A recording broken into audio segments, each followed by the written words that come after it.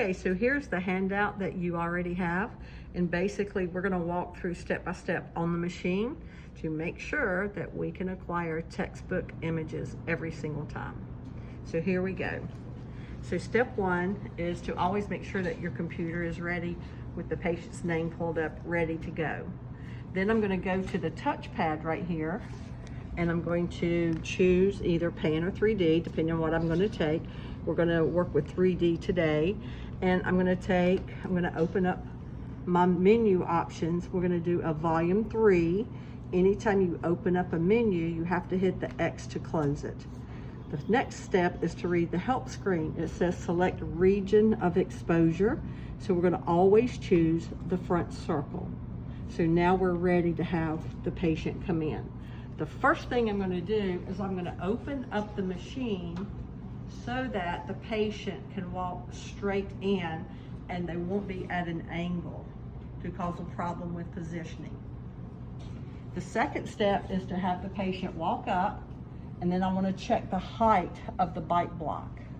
Okay, that just happened to work out well. I could raise or lower the machine as needed to get this ready for him to bite on. The next step is to have the patient grab the handles.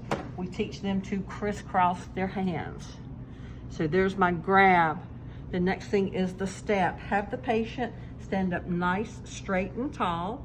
And I'm gonna put my foot about 3 to 4 inches up and have the patient walk up, and that creates the lean that we need.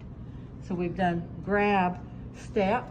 Now I'll have the patient bite onto the bite block.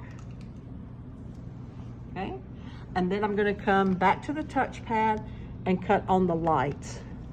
Okay, the next step is to ask the patient to center the red vertical line to the dip in the lip.